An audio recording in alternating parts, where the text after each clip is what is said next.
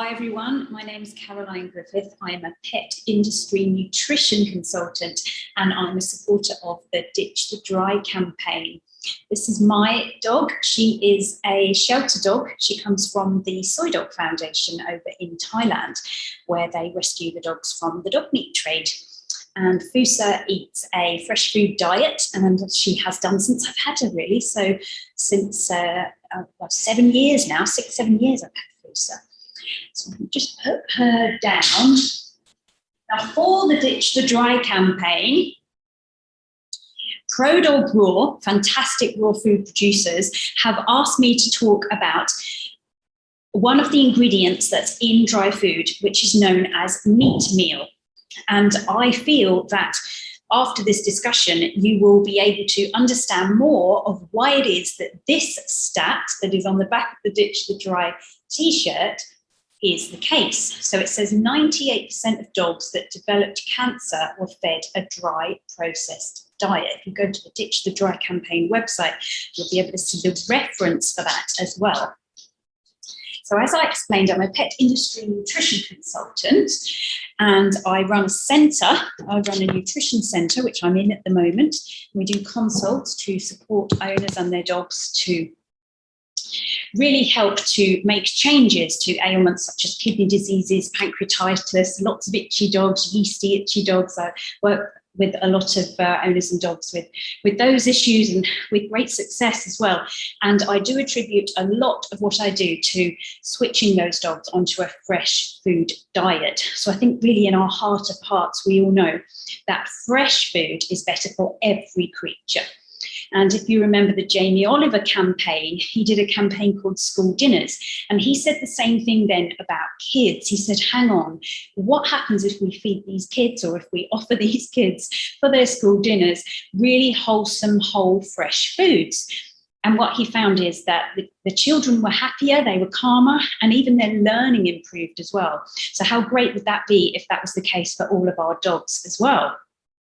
Now, I'm also the author of The Best Dog Diet, with a foreword by Dr. Nick Thompson, who's also part of this wonderful Ditch the Dry campaign.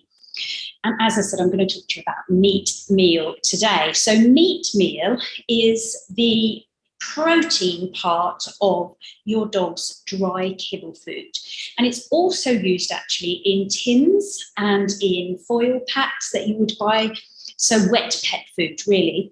And it's also used in, you get like the plastic tray foods that have like a cardboard outer. It is predominantly used in them. There are a few brands that are putting in not meat meal, but a different kind of dried meat into that in order to create their foods. But predominantly this meat meal is used not only in the dry foods that you're finding to buy for your pets, but also in the wet foods as well. And then it has the jelly or the gravy added to it as well, or some kind of broth in order to create that moisture content. So meat meal, I've got 2 tubs of it here. In fact, rather than picking it up, I'm actually just going to whiz over and show you. So you can see it's quite a dry substance. And this one is a poultry version of meat and bone. So the reason it's dry like this is because it's then portable. So it makes it a lot easier. I hope that showed. Makes it a lot easier to transport meat meal across the world to the different production and manufacturing plants that create kibble and create these tins and foil packs and plastic trays for you. So in order to make it dry, bearing in mind that meat has a 70% at least moisture content of water alone, let alone its fat and lipid hydration, which make it really good for your dog when they're eating it fresh, that all has to be taken out in order to make it portable to then be shipped around the world to the different production plants. So for instance, a lot of this meat meal is created, manufactured into meat meal in places like India, countries like India, and then it is shipped around. So what do we know about meat meal? We know that in order to ship it around the world, it needs to be in this dry, very light state as well, because obviously we want to compact it down. We want to reduce the costs of transportation as much as possible. So the lighter it is and the more compact you can make it, the better. So what they need to do is they need to take the meat ingredients, which can be solely chicken breast, for example. So if you are looking at a tin that says that its ingredient was chicken breast meal, that can actually be the truth. However, what you find is that's a very small amount of companies will actually take the time to use that particular cut of meat to create their meat meal, or they will buy a meat meal in that has been created from that cut of meat. Most meat meals are made from the parts that we don't want to eat as humans. So it can even go down to things like beaks and feathers with some meat meals. So really understanding the background of where the meat meal comes from that's included in your dog's food will give you a better understanding of the types of proteins that your dog is ingesting when they actually eat these. So step one is to separate the fat from this, what they call really, it's like they will churn it up into what they call like a sludge, I guess is the best way to call it, because it's churned up meats or churned up body parts. So in order to do that, there's 4 different ways that they can do that. Some of them are called wet rendering and some of them are called dry rendering. Now they can use steam. This is a little bit like when you know, when you boil mince at home in a pan and the fat rises to the top and you find yourself skimming it off, that's the kind of solution that creates. So you can then really skim that fat off the top of there. So another way is with pressure. So there's a lot of pressure put on the meat and that changes the molecular structure and you find that it separates and then the fat is taken off in one direction. Interestingly, this fat that's taken off does get shipped around the world as well, maybe not as far because it's heavier for transportation, but it gets used a lot for like the fryers of the food that we would eat in something like a fish and chip shop, for instance. So it doesn't get wasted either in a way. That actually gets used and utilised with our food. So pressure. So the third way, another way, is actually with a type of acid. Now, you might think, wow, I don't want any food, any meat meal that's been anywhere near acid. Now, the reason that that is preferable, it has its pros and cons, is that by using the acid, you can actually manufacture or render meat meal with a far lower temperature range. So most meat meals are created at quite a high temperature range, but with the acid way of separating the fat from the rest of the product, meat ingredients, then you find you can use a lower temperature range. And that is supposed to be better. Now, it does cost more. So this does tend to be the meat meal that's used in more, less economical, should I say, really, slightly more expensive types of food. But it is worth always checking and asking if you are sticking to the dry food, where it is that this meat meal comes from and how it was created. Because really, strictly speaking, you should know. In a fresh food company like ProDog Raw or the Naked Dog that support my nutrition centre, you will find that they know exactly what went into that food, where it came from, and they can tell you precisely. So really, strictly speaking, in any pet food, they should be able to tell you this kind of information and find that out for you. So the reason why that is more expensive to produce is predominantly because it involves an acid. You have to have very skilled workers that are involved in that production process. So you need to pay them a little bit more, to be fair. So the final way is with a heating and pressing. So that's different to the pressure in terms of the pressing down actually separates. So heating the meat ingredients and then pressing that down to separate the fat.